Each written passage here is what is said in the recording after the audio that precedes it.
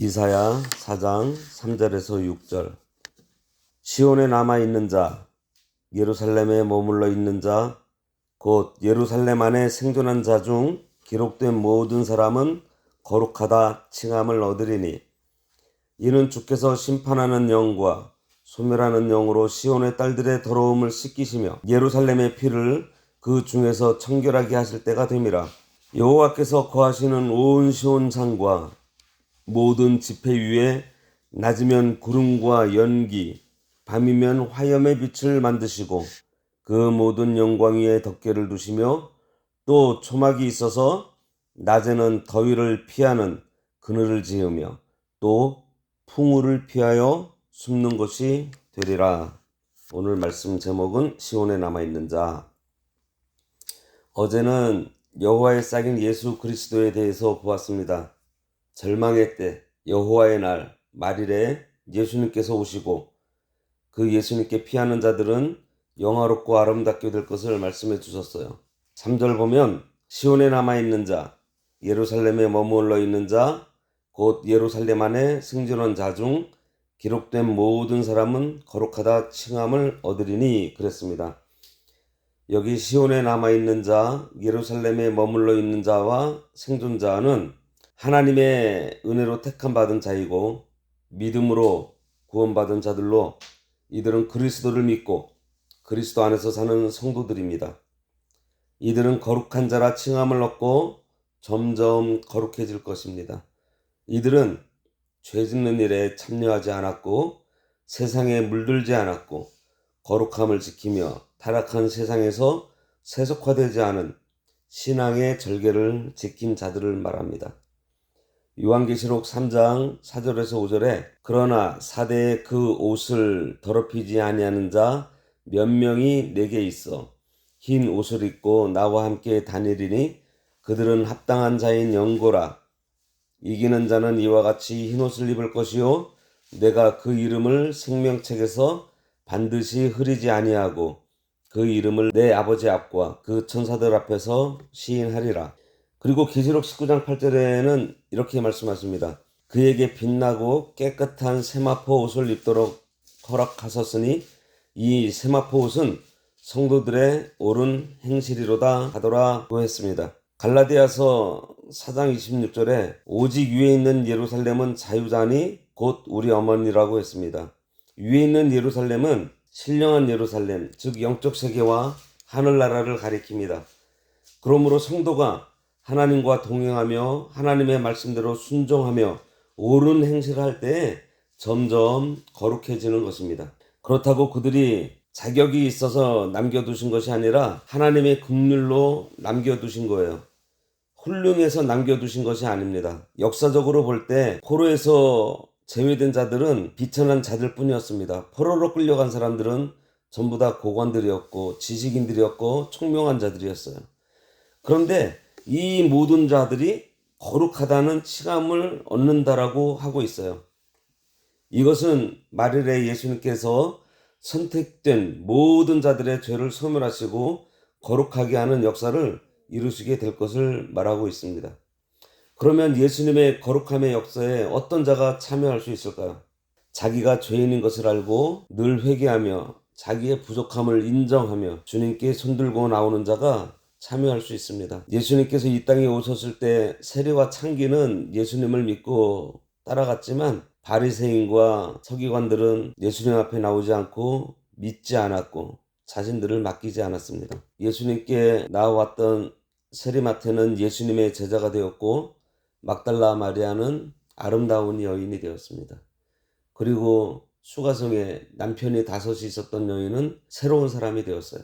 그들은 자기가 죄인인 것 그리고 자기의 부족함을 알기 때문에 주님께 나올 수 있었고 거룩함에 참여할 수 있었습니다. 그런 자가 속죄의 은혜를 입어서 거룩함을 입은 자라는 이름을 얻을 수 있는 것입니다. 그러니 누구든지 거룩하려면 먼저 믿음으로 주님께 나와야 돼요. 그리고 우리 생활 속에 더러운 것, 부족한 것을 발견했을 때 그때마다 회개하며 주께로 나아가야 합니다. 주님께서는 죄인을 부르러 오셨지 의인을 부르러 오시지 않았다고 하셨어요. 병든 자가 의사에게 가서 치료받듯이 죄인이 죄를 용서받기 위해서는 예수님께 나아가야 합니다.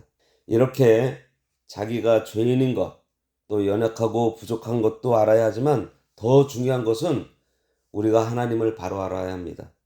하나님의 크신 사랑, 하나님의 놀라운 능력을 알고 믿을 때에 하나님만 의지할 수 있어요. 하나님을 바로 알면 자기의 죄인됨, 그리고 어리석고 부족한 것을 하나님께 아뢰고 하나님께로 나아갈 수 있습니다.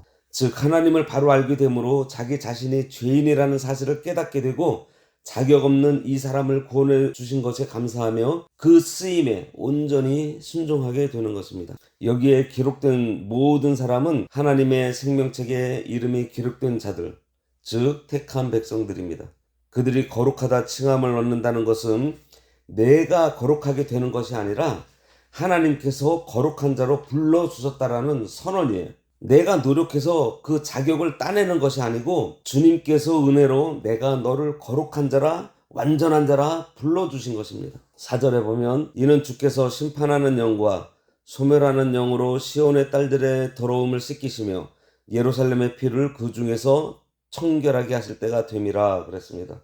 여기서 성령을 심판하시는 영, 소멸하는 영이라고 하면서 시온의 딸들의 더러움을 씻어준다고 이어서 말씀하고 있어요. 시온의 딸들은 성도들입니다. 성령께서 성도들의 죄를 깨끗하게 하시며 청결하게 해주십니다. 그러므로 성령께서 감동을 주실 때 회개하며 자기의 죄를 다 고함으로 정결하게 되는 사람이 되어야 하는 거예요. 성령은 심판의 영이시며 소멸하는 영이시니 만일 우리가 죄를 가지고 더러운 상태로 그 앞에 나아가면 성령께서 심판하시고 소멸시키시겠지만 회개하면서 믿음으로 나아가면 우리들의 죄를 씻어주시고 청결하게 하신다는 거예요. 성령께서 예루살렘의 피를 그 중에서 청결하게 하실 때가 되었다고 했는데 이 피는 이스라엘의 포악한 죄들을 말합니다. 그것들을 깨끗하게 하여 거룩하게 하실 때가 된 것을 지금 말씀하고 있어요. 우리의 포악한 성질, 잘못하고 있는 일들을 내 스스로 고쳐보려고 아무리 작심해도 소용이 없습니다. 잘 안 돼요. 아니 노력하면 노력할수록 실망만 커질 뿐입니다. 나는 정말 안 되는 놈인가 하면서 낙심하게 될 때도 있습니다. 하지만 우리 힘으로 안 되는 이것을 성령께서는 능히 하실 수 있어요. 우리가 믿음을 가지고 하나님 앞에 회개하면서 성령의 능력을 구하면 반드시 우리의 포악한 성질이던 우리가 고치려고 하는 그 모든 것들을 능히 고쳐주십니다. 5절에 여호와께서 거하시는 온 시온산과 모든 지폐 위에 낮이면 구름과 연기, 밤이면 화염의 빛을 만드시고 그 모든 영광 위에 덮개를 두시며 그랬습니다. 여호와께서 거하시는 온 시온산, 여기서 거하신다는 것은 하나님께서 함께 하신다는 것입니다. 믿음으로 사는 자에게 하나님께서 함께 하신다는 증거로 구름 기둥과 불 기둥을 주신다는 말씀이에요. 여기에 온 시온산과 모든 지폐는 성도들의 지폐로 신약의 교회를 말하고 있어요. 그러니 이것은 하나님께서 성도들과 함께 하신다는 증거로 낮에는 구름과 연기로 밤에는 화염의 빛으로 함께 하시겠다라는 것입니다. 하나님께서 함께 하신다는 임마누엘의 은혜를 말하고 있어요. 유대 땅은 낮에는 햇빛이 너무 강하기 때문에 구름과 연기로 그 강한 빛을 가려줘야 견디며 생활할 수가 있습니다. 마치 출애굽 때에 주셨던 구름 기둥을 연상케 합니다. 또 밤에는 화염과 빛으로 같이 하시겠다고 하셨는데 사막은 낮에는 뜨거운 반면에 밤에는 춥기 때문에 불로 따뜻하게 해주시고 빛으로 어둠을 밝게 보호하며 인도하시겠다라는 말씀이에요. 이것도 역시 출애굽 때 밤에는 불기둥으로 보호해 주시고 인도해 주셨던 은혜를 오늘날 교회에도 함께 하시겠다라는 것입니다. 모든 영광의 덮개를 두신다고 하셨는데 이것은 하나님의 은혜의 장막으로 덮어 보호해 주시겠다라는 것입니다. 하나님께서 이스라엘을 애굽에서 가나안 땅으로 인도하실 때 광야교회인 이스라엘을 밤에는 불기둥으로 덮어주시고 낮에는 구름기둥으로 덮어주셨어요. 이것은 오늘날 교회 위에 하나님께서 함께 하시고 말씀과 성령으로 인도해 주시며 은혜의 장막으로 덮어주시는 것을 가리킵니다. 6절 말씀에 또 초막이 있어서 낮에는 더위를 피하는 그들을 지으며 또 풍우를 피하여 숨는 곳이 되리라 그랬습니다. 초막은 은혜의 피난처입니다. 요한계시록 7장 15절에 그러므로 그들이 하나님의 보좌 앞에 있고 또 그의 성전에서 밤낮 하나님을 섬기매 보좌에 앉으신 이가 그들 위에 장막을 치시리니 라고 했어요. 하나님께서 은혜의 피난처를 우리들에게 약속해 주셨습니다.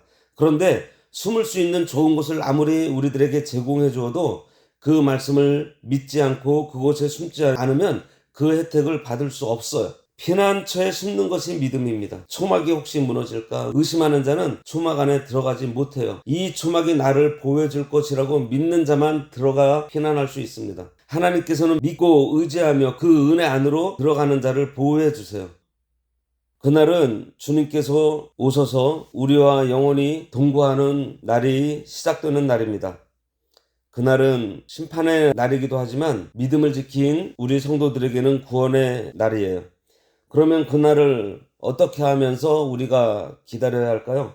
오늘 4장까지 보았는데요. 4장 말씀을 한마디로 말해서 남은 자로 살라는 것입니다. 세상은 세속화되어 이기적인 세상이 되면서 자기를 사랑하고 물질을 의지하고 사람을 의지하는 사람들이 다수가 될 때에 그 큰 흐름과 분위기에 의해 그것들을 의지하거나 그것들에게 동화되는 것이 아니라 그날이 가까이 온 것을 깨닫고 겸비하며 기도로 준비하여 죄 짓는 일에 참여하지 않고 세상에 물들지 않고 거룩함을 지키며 타락된 세상에 세속화되지 않는 신앙의 절개를 지키는 남은 자가 되어 오실 예수님을 기다려야 합니다. 그러다 기다리던 주님께서 오시면 아멘 주 예수여 어서 오시옵소서 하며 기쁨으로 주님을 맞이하는 우리 모두가 되어야 하겠습니다. 기도하겠습니다. 하나님 아버지, 세상은 날로 타락하고 암흑 가운데로 향하며 마귀의 세력, 어둠의 세력은 점점 힘을 더하여 우리들을 위협하고 있습니다. 많은 사람들이 자기를 사랑하고 물질을 사랑하고 세상을 사랑하며 그것들이 절대 가치인 것을 여기는 자들이 다수가 되어가면서 믿음을 지키며 절개를 지키며 거룩함을 지키며 이 타락한 세상에 세속화되지 않으려는 우리들은 너무나 작고 연약해 보이지만 우리가 성령님의 그 능력을 힘입어서 어두워진 세상에 속화되지 않고 우리가 깨어 기도하며 겸비하면서 오실 예수님을 기다리는 남은 자로서의 삶을 살아가도록 늘 함께 하시고 붙들어 주시고 인도하여 주시옵소서. 예수님의 이름으로 기도드리옵나이다. 아멘. 하늘에 계신 우리 아버지여, 이름이 거룩히 여김을 받으시오며 나라가 임하시오며 뜻이 하늘에서 이루어진 것 같이 땅에서도 이루어지이다. 오늘날 우리에게 일용할 양식을 주옵시고 우리가 우리에게 죄 지은 자를 사하여 준 것 같이 우리 죄를 사하여 주옵시고 우리를 시험에 들게 하지 마옵시고 다만 악에서 구하옵소서. 대개 나라와 권세와 영광이 아버지께 영원히 있사옵나이다. 아멘.